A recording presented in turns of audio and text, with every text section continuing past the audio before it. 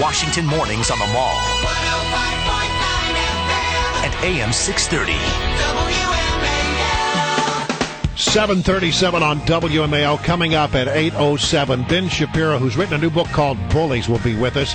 And then from the editorial board of the Wall Street Journal, we'll be joined at 8:37 by Steve Moore. It's Brian Wilson in the house today with Larry O'Connor. Joining us now on our Newsmaker hotline. Did you know that we had a Newsmaker hotline? Is that what we're calling it Yeah, now? it's I true. like that. Our Newsmaker hotline. Fox News national security analyst and host of FoxNews.com's DEFCON 3 show at 2 p.m.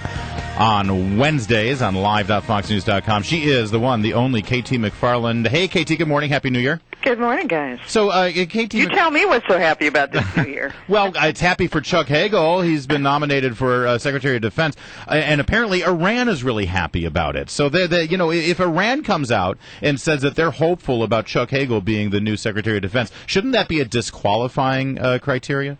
You mean this is the Middle East theory that the enemy of my enemy is my friend? Apparently. Look, I think that Hagel, he's going to have a rocky nomination fight, but he's going to get approved because Obama's not going to let him not get confirmed.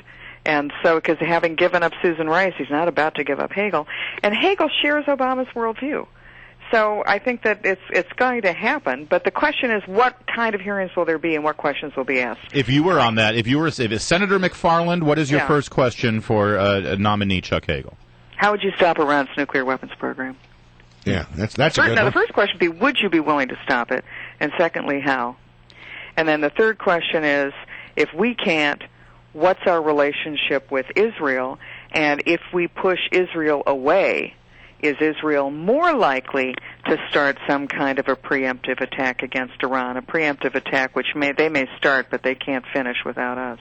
All right, KT, I want to remind you of some words that were spoken by the President of the United States on October 16, 2012, during the presidential debate. We are going to find out who did this, and we are going to hunt them down. Because one of the things that I've said throughout my presidency is, when folks mess with Americans, we go after them. Now, he's talking about Benghazi. Yes. Well, he said he's going to hunt them down because you can't mess with America. Right. Well, I happen to notice something. The self-proclaimed mastermind, Ahmed something, Katala, is sitting in the Benghazi poolside at the Benghazi luxury hotel sipping strawberry frappes, according to the New York Times. So we certainly haven't gone after him. And we know where the training camps are in eastern Libya because we can see them through the surveillance drones, so we haven't gone after those. Now, why is that so important to hunt them down and get them? It's because of the precedent. It's not just revenge. It's about the precedent it sets. And I keep going back to September 11th, 2001. What preceded that? 1998, there were 2 East African embassies, U.S. embassies, which were bombed and Americans killed. In 2000, the USS Cole was attacked. Americans died. What did we do about either of them? We knew who did the attacks. We knew within 2 weeks, according to intelligence sources. But what did we do? Nothing. We increased the security around embassies, which is just what we're doing today, and we changed the rules of engagement for the United States naval vessels, which we're still doing today.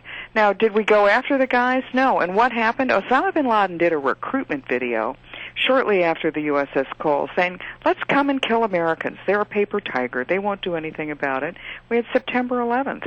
So by not going after these guys who were sitting poolside sipping strawberry frappes, by letting them get away with it, what are we doing? We're signaling that we're not going to do anything about it. Well, and that's why I was not surprised last week when the Al-Qaeda in the Arabian Peninsula put a bounty of gold coins on the head of the U.S. ambassador. Well, it's worse than that even, because yesterday in Tunisia, we had a suspect in the Tunisians had a suspect in custody in connection with Benghazi. Right. And they let him go. Yeah. Lack of evidence, it's a mindset thing. This administration and how it conducts its foreign policy with regard to terrorists, Al-Qaeda, like-minded groups, is to look at it as a police matter. You know, this is like CSI Benghazi. Are we going to get the goods on this guy? Are we going to be able to have it stand up in a court of law? That's not how you look at enemy combatants.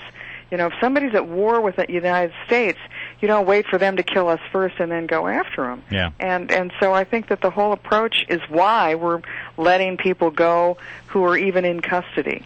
Hey, KT, swinging down to Latin America, Hugo Chavez is not going to make it to his own inauguration. What is this, his like 7th or 8th inauguration? How many times do you have to be sworn in if you're president for life? But because he's sick, he's very ill. I mean, assuming that he is as ill as the reports are coming in suggesting, he's probably not going to make it very much longer. What kind of power vacuum is there down in Venezuela? And is this actually an opportunity for hope that some real changes could go on? Well, it's an opportunity for chaos because it's not clear that political system survives without Hugo Chavez. And what happens if and when he dies, he may already be dead for all we know. But there's a constitutional problem because if he's not yet sworn in, then one set of things happen and one set of people are supposed to be in charge. If he is already sworn in, then another thing is triggered and elections are triggered. So the question becomes sort of when does he die and are we sure he's really dead? Or is he already dead? Are we sure he's alive to do the virtual swearing in that they're now talking about? Wow. I think whatever happens, whenever he dies, there's a real there's chaos. Well, nobody's sure who's in charge. And then, is it an opportunity for us? You bet it is. So's Cuba. I'd go for both of them. And that suggests, who is the point person in the Obama administration or in the State Department? Who's sort of the Latin American expert? You hardly ever hear them talking at all about Latin America. Yeah, you don't. And I think that's a shame because it's an area where there are great opportunities in certain countries like Cuba. It's our backyard. I mean, talk about Chavez dying. Eventually these Castro boys are going to die too. And whoever is first in Cuba is the one that's going to help Cuba modernize. And we must make sure it's us and not the Chinese or somebody else. Right. Very quickly. Hillary Rodham Clinton is going to testify before Congress in 2 weeks. There's something else going on in about 2 weeks. This inauguration will be going on. I mean, it's almost as if, okay, we're finally going to testify, but we're going to be testifying when the entire world will be looking in another direction. Yeah, look, that train's left the station. I think that's a dead horse. You know, it's not her. I'd like to know, more importantly, what's going to happen in the confirmation hearings of John Brennan and ask him about the Benghazi event. Well, lucky for us and our listeners, KT, we're going to have you on plenty of times as that unfolds. So thanks for joining us today.